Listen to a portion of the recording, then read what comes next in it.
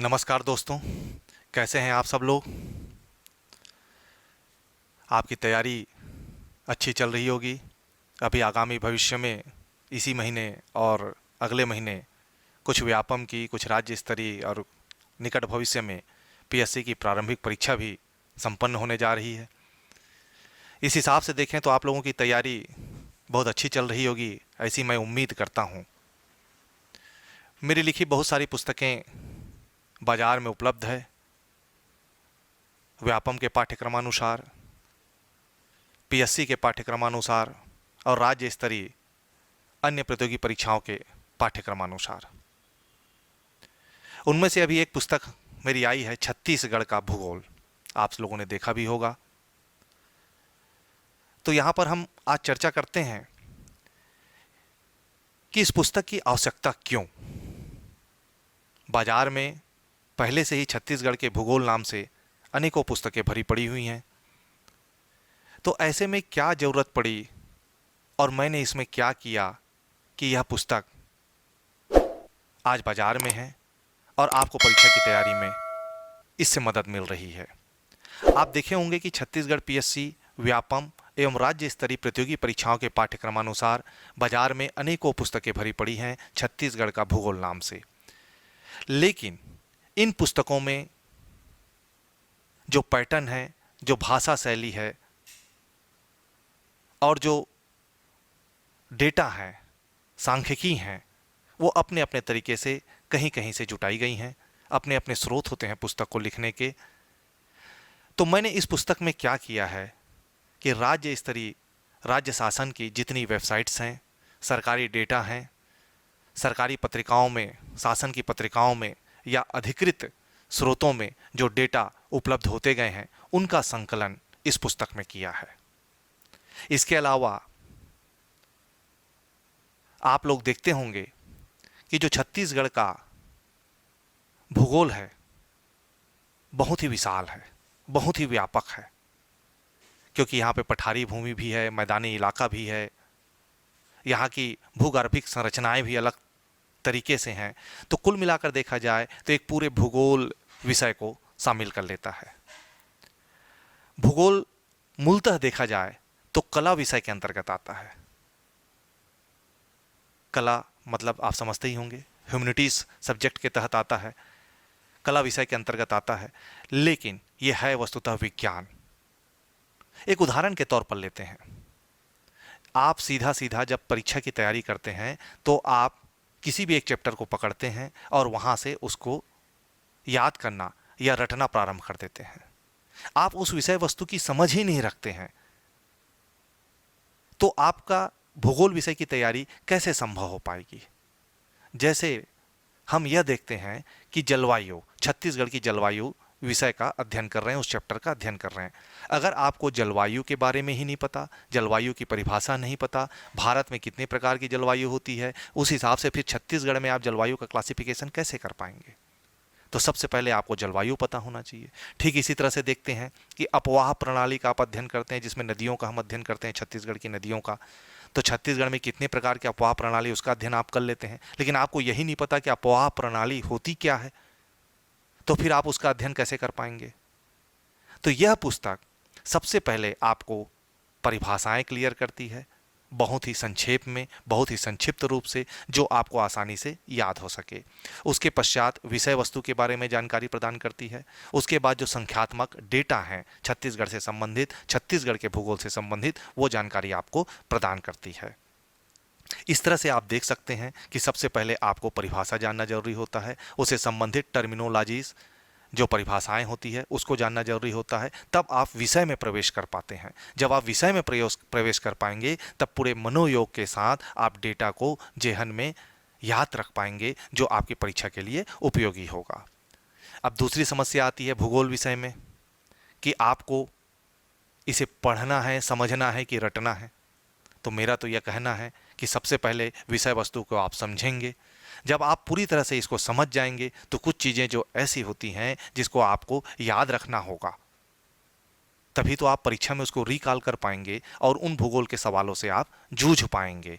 तो आपको याद भी रखना है, इसलिए कुछ चीज़ें जहाँ पर ज़रूरी है वहाँ पर रटना ही होगा, लेकिन रटने से पहले उस चीज़ को समझना अत्यंत आवश्यक है। यह बात इसलिए मैं बार बार दोहरा रहा हूँ कि भूगोल पूर्णतः विज्ञान पर आधारित होता है, विज्ञान पर आधारित विषय होता है, इसके विषय वस्तु वैज्ञानिक होते हैं, शब्दावली वैज्ञानिक होती है, इसलिए इसको आपको पूरा पहले समझना होगा। समझने के पश्चात आपको कुछ चीज़ें याद रखनी होगी लंबे समय तक के। अब याद रखने के अपने अलग अलग तरीके होते हैं, कभी अगले वीडियो में उस तरीकों पर भी चर्चा करेंगे कि याद कैसे रखा जा सकता है। अब आप देखिएगा दूसरी समस्या ये होती है कि छत्तीसगढ़ का भूगोल नाम से अलग से पुस्तकें बाजार में अत्यंत कम है। जिन पुस्तकों की शुरू में मैंने चर्चा की कि बाजार भरी पड़ी है छत्तीसगढ़ का भूगोल का, वो बेसिकली सामान्य ज्ञान के अंतर्गत है। सामान्य ज्ञान की एक मोटी सी पुस्तक होती है, 400 पेज की, 300 पेज की, 500 पेज की, उसके अंतर्गत छत्तीसगढ़ का भूगोल रहता है। तो सामान्यतः आप देखेंगे कि छत्तीसगढ़ का भूगोल जो होता है वो 100 पेज में किसी सामान्य ज्ञान की पुस्तक में, किसी लेखक या किसी प्रकाशक की सामान्य ज्ञान की पुस्तक में 160 पेज और किसी के में 180 पेज, इससे ज़्यादा भूगोल का समावेश उस सामान्य ज्ञान की पुस्तक में नहीं होता। मतलब छत्तीसगढ़ के भूगोल को उस प्रकाशक या लेखक ने उसको 140-160 पेज के आसपास में समेट दिया। मैंने शुरू में ही चर्चा किया कि छत्तीसगढ़ का भूगोल अत्यंत व्यापक है, विशाल है, विस्तृत है, संदर्भित है, उसको आपने 140-150 पेज में कैसे समेट दिया। मतलब तय बात है कि कुछ चीज़ें, कुछ तथ्यात्मक चीज़ें छूट रही होंगी, या फिर उतना विस्तृत अध्ययन या डेटा का समावेश उस पुस्तक में नहीं होगा। तो हमारी ये जो पुस्तक है छत्तीसगढ़ का भूगोल, इसमें सारे डेटास को लिया गया है, सारे डेटा आपको क्लियर हैं, प्रामाणिकता के साथ हैं। इसके अलावा छोटी छोटी चीज़ों का भी ध्यान रखा गया है, जिसमें परिभाषाएं हैं, बॉक्स के माध्यम से कुछ चीज़ों को प्रदर्शित किया गया है, जैसे नदियों का रेखांकन किया गया है, कुछ फ्लो चार्ट्स बनाए गए हैं जिससे आपको विषय वस्तु को समझने में आसानी हो। इसके अलावा प्रस्तुतिकरण जो है ऐसी रखी गई है कि आपको वह विषय वस्तु लंबे समय तक याद रखे। इसके अलावा किसी भी पुस्तक को इस तरीके से हम प्रस्तुत करते हैं कि उसकी भाषा शैली आपके लिए बहुत ही आसान हो, क्योंकि हमारा उद्देश्य यहाँ पर आपको प्रारंभिक परीक्षा में मदद करना है, इसके अलावा मुख्य परीक्षा में मदद करना है। तो प्रारंभिक परीक्षा में उतनी दिक्कतें तो नहीं होती है, लेकिन जब आप मुख्य परीक्षा लिखते हैं तो उसमें एक समस्या आती है लेखन शैली की। तो हमने उस लेखन शैली को भी ध्यान में रख करके इस पुस्तक को तैयार किया है कि आपको लिखना कैसे है, आपको वह जानकारी कैसे वहाँ पर प्रस्तुत करनी है कि आप अच्छे अंक उसमें अर्जित कर सकें, और किन बातों को रखना है और किन बातों को नहीं रखना है। तो हमने एक भी लाइन इसमें व्यर्थ नहीं लिखी हुई है बढ़ाने के लिए। जैसे एक उदाहरण के तौर पर हम बात करते हैं, किसी अभ्यारण्य की बात करते हैं, तो सबसे पहले किसी किसी पुस्तकों में यह लाइन रहता है कि यह बहुत ही सुंदर और मनमोहक है। इस चीज़ का प्रतियोगी परीक्षाओं के सिलेबस के अनुसार या उस परीक्षा के हिसाब से इसका कोई वैल्यू नहीं होता। हम सीधा काम की बात से चालू करते हैं कि भाई उसकी स्थापना कब हुई, उसका क्षेत्रफल क्या है, कौन से मुख्य जानवर वहाँ पाए जाते हैं, कौन से मुख्य वृक्ष वहाँ पर पाए जाते हैं, सरकार द्वारा वहाँ पर कौन से प्रोजेक्ट चलाए जा रहे हैं, और भविष्य में इस अभ्यारण्य के एक्सपांसन की क्या योजना है राज्य शासन की। कुछ इस बिंदुओं के आधार पर हमने इसकी व्याख्या की। ठीक इसी तरह से सारे सब्जेक्ट्स को, सारे विषय वस्तु को हमने इस छत्तीसगढ़ के भूगोल पर क्लियर कर रखा है। इसमें एक भी लाइन व्यर्थ नहीं है, और जितनी लाइनें हैं वो आपको याद रखनी है, आपको समझनी है। कुछ इस तरह से हमने इसको बनाया है। अब आते हैं दूसरे विषय के मुकाबले इस भूगोल को हम कितना समय दें। अब मूलतः देखा जाए तो छत्तीसगढ़ का सामान्य ज्ञान में छत्तीसगढ़ की कला संस्कृति, छत्तीसगढ़ की जनजातियाँ, छत्तीसगढ़ का शैक्षणिक परिदृश्य, फिल्म, खेल, प्रशासनिक ढांचा, जिला परिदर्शन, कुछ ऐसी चीज़ें होती हैं जिसमें से छत्तीसगढ़ का भूगोल एक विषय वस्तु होता है, जिसमें से कुछ कभी कम सवाल आते हैं, कभी ज़्यादा सवाल आते हैं। आजकल सवाल की प्रकृति अगर देखें तो कुछ डीप गहराई में जाकर के पीएससी उन सवालों को पूछने जा रहा है, पूछते रहता है। तो आपको भूगोल के विषय में बहुत डीप नॉलेज रखना जरूरी होता है, क्योंकि इसमें बहुत सारे सिलेबस कवर अप होते हैं और एक लंबा सिलेबस भूगोल का पीएससी के द्वारा दिया हुआ है। तो सारे टॉपिक के अंतर्गत आपको यह भूगोल को पढ़ना होता है। तो हमारा ये जो पुस्तक है वो बहुत ही शुरुआती दौर से चालू होता है, जिसमें छत्तीसगढ़ राज्य से चालू होता है कि सबसे पहले छत्तीसगढ़ राज्य बना कैसे, तभी तो हम उसका भूगोल का अध्ययन करेंगे। तो एक सामान्य जानकारी आपको छत्तीसगढ़ राज्य के संबंध में मिलती है कि ये कौन से अक्षांश पर स्थित है, कौन से देशांश पर स्थित है ना, इसकी संरचना कैसी है, इसका विस्तार कैसा है, पड़ोसी राज्य कौन से, कुछ इस तरह की जानकारी। इसके पश्चात आते हैं इसकी भूगार्भिक संरचना कैसी है। इसमें भूगार्भिक संरचना में छत्तीसगढ़ राज्य की भौगोलिक संरचना कैसी है, आर्कियन क्रम की चट्टानें हैं, दक्कन ट्रैप की चट्टानें हैं, धारवाड़ क्रम की चट्टानें हैं, ये पूरा इसमें आ जाता है। इसके पश्चात आते हैं छत्तीसगढ़ का भौतिक विभाग। भौतिक विभाग के अंतर्गत छत्तीसगढ़ के विभिन्न भौतिक विभागों की हम चर्चा करते हैं, जिसमें पाट प्रदेश आता है, मैदानी प्रदेश आता है, पहाड़ी प्रदेश आता है, पठारी प्रदेश आता है। इसके पश्चात हम भौगोलिक विभाजन की चर्चा करते हैं छत्तीसगढ़ की। इसके बाद आते हैं अपवाह तंत्र, जिसमें छत्तीसगढ़ में बहने वाली नदियों और उनके प्रणालियों के बारे में चर्चा की गई है, जिसमें उद्गम कहाँ है, मुहाना कहाँ है, पुराना नदी का नाम क्या है, दूसरे नदी का और किस नाम से उस नदी को जानते हैं, है ना, उसकी सहायक नदियाँ कौन कौन सी हैं, ये सब चर्चा इसमें आती है। इसके बाद आते हैं छत्तीसगढ़ में बहुत सारे जलप्रपात हैं, हमारा राज्य जलप्रपात की दृष्टि से समृद्ध है, तो छत्तीसगढ़ के जलप्रपात। इसके बाद आते हैं छत्तीसगढ़ की जलवायु, छत्तीसगढ़ में कैसे कैसी जलवायु पाई जाती है, किस प्रकार का इसमें वर्गीकरण है। इसके बाद महत्वपूर्ण चैप्टर जो होता है वो होता है छत्तीसगढ़ की मिट्टियाँ। यहाँ की मिट्टियाँ कितने प्रकार की है, मिट्टियों के पारंपरिक नाम क्या हैं, स्थानीय नाम क्या हैं, किस मिट्टी में कौन सी फसल ज़्यादा उपजती है, ये सब की चर्चा हम छत्तीसगढ़ की मिट्टियों पर किए हुए हैं। इसके बाद महत्वपूर्ण टॉपिक आता है छत्तीसगढ़ का वन्य एवं वन संपदा। इसमें छत्तीसगढ़ राज्य वनों के मामले में प्रचुर संपदा से परिपूर्ण रहा है, तो इसमें छत्तीसगढ़ राज्य की वन संपदा के बारे में, उसके वर्गीकरण के बारे में, छत्तीसगढ़ की प्रमुख वनस्पतियों के बारे में, कुछ वनस्पतियों के वैज्ञानिक नामों के बारे में, इसके अलावा राज्य शासन इस क्षेत्र में कौन सी योजना चला रही है, वह सब का वर्णन इस चैप्टर के अंतर्गत है। इसके बाद हम आते हैं छत्तीसगढ़ में वन प्रशासन। वन प्रशासन के बारे में भी अपन पूरा विस्तार से इसमें चर्चा किए हुए हैं। इसके बाद आते हैं छत्तीसगढ़ के राष्ट्रीय उद्यान एवं अभ्यारण्य। इसके बाद एक महत्वपूर्ण चैप्टर पे आते हैं नरवा गरवा घुरवा बारी। राज्य शासन की जो महत्वाकांक्षी योजना है वर्तमान राज्य सरकार की, नरवा गरवा घुरवा बारी, इसका उद्देश्य क्या है, इसका क्रियान्वयन कैसे हो रहा है, इसकी चर्चा हम यहाँ पर किए हुए हैं। इसके बाद आते हैं छत्तीसगढ़ में सिंचाई, बांध परियोजना और एनीकट। इसमें पूरा विस्तार से यह बताया गया है कि कौन सा बांध कब बना, कैसे बना, कौन सा एनीकट कब बना, कौन सी परियोजना कैसे क्रियान्वित हो रही है, सारी चीज़ों के बारे में इसमें जानकारी दी गई है। इसके बाद आते हैं छत्तीसगढ़ में कृषि, उद्यानिकी, पशुपालन एवं मत्स्य उत्पादन। यहाँ पर मैं एक चीज़ बताना चाहूँगा कि अधिकांश पुस्तकें जिनको मैंने मार्केट में देखा, भूगोल से संबंधित या सामान्य ज्ञान की जो पुस्तकें हैं, उसमें पशुपालन और मत्स्य उत्पादन के बारे में ज़्यादा जानकारियाँ या ज़्यादा तथ्यात्मक जानकारियाँ नहीं है। इस पुस्तक में वो सारी चीज़ों की कमी दूर की गई है, इसमें सारी तथ्यात्मक जानकारियाँ शामिल की गई है। इसके अलावा आते हैं खनिज संसाधन। छत्तीसगढ़ में जो पाए जाने वाले खनिज हैं उनका वर्गीकरण, तथ्यात्मक जानकारी, अखिल भारतीय स्तर पर खनिजों का उत्पादन, भंडारण, है ना, छत्तीसगढ़ राज्य का राजस्व में योगदान, है ना, और विभिन्न प्रकार की जो खनिजें छत्तीसगढ़ में पाई जाती है उसको उत्खनन करने वाली कंपनियां, उसका प्रतिशत, भंडारण और क्या स्थिति वर्तमान में है ना, जिलेवार जो प्राप्त खनिज है उसका विवरण इसमें पूरा दिया हुआ है। इसके पश्चात हम आते हैं ऊर्जा संसाधन।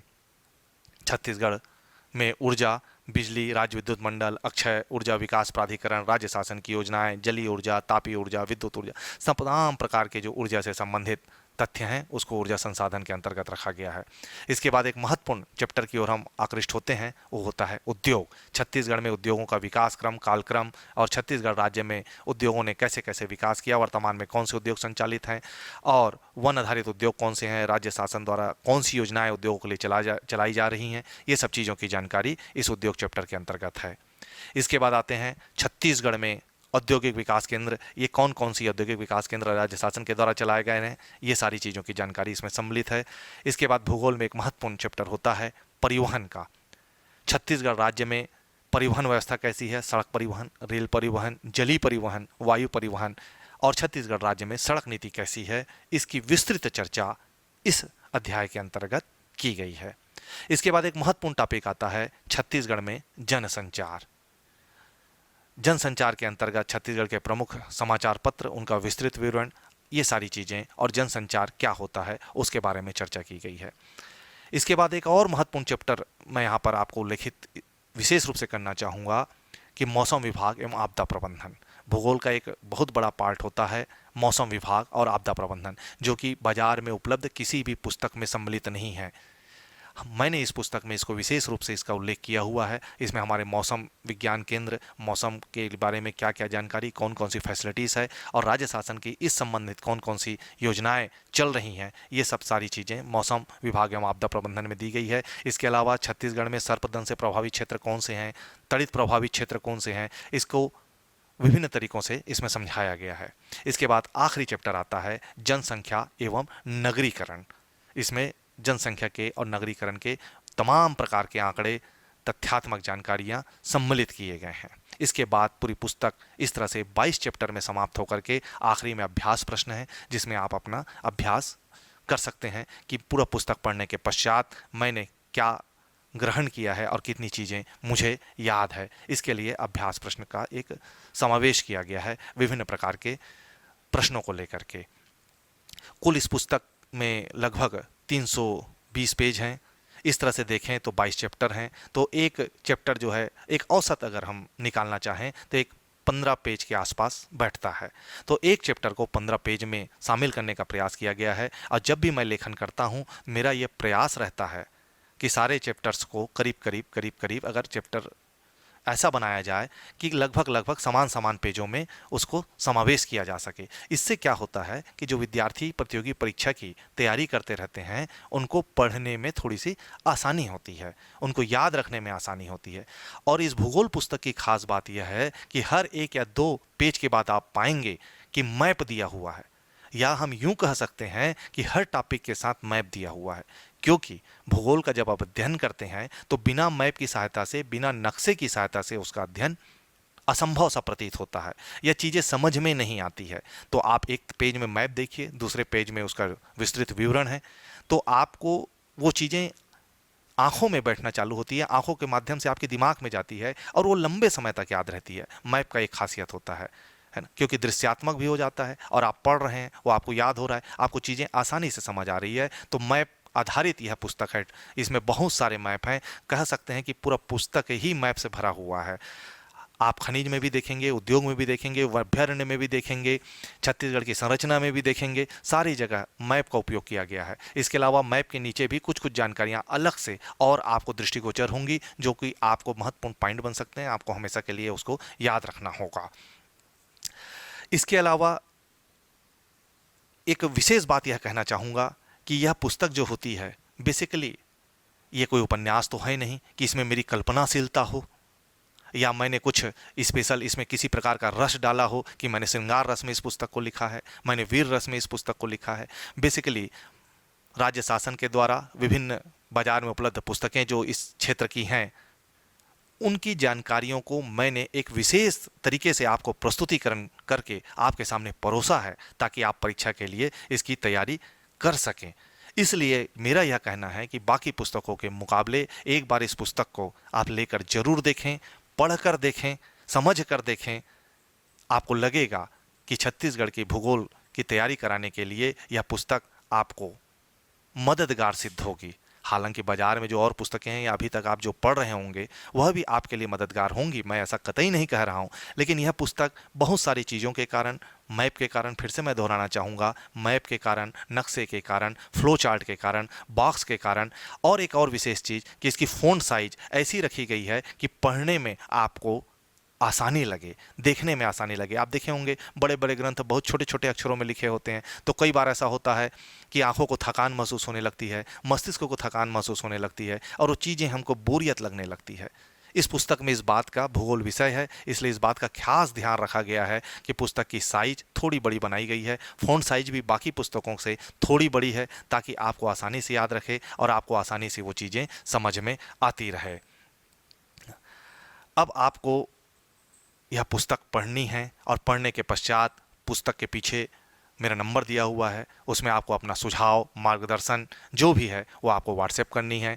निश्चित रूप से कुछ गलतियां हो सकती हैं, ऐसा कोई बात नहीं है। उस गलतियों को आप आकृष्ट कराएंगे तो हम उसको एक नए एडिशन जब हम लाएंगे या नया एडिशन हमारा इस पुस्तक का जब आएगा तो उसमें हम सुधार के साथ आपको प्रेषित करेंगे। या कुछ जानकारियां हो सकती है लेखन के दौरान छूट गई हों, या कुछ प्रिंटिंग मिस्टेक्स हो सकते हैं, हो जाती हैं, हमने हालांकि हम सुधारने का प्रयास कर रहे हैं, लेकिन आप भी सजग रहिएगा, आप भी सचेत रहिएगा और हमें सचेत करिएगा, ताकि हम एक नए दशा और दिशा के साथ इस पुस्तक को पुनः आपके सामने प्रस्तुत कर सकें।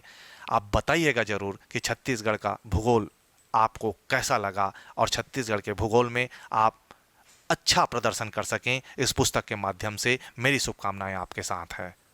धन्यवाद। Thank you.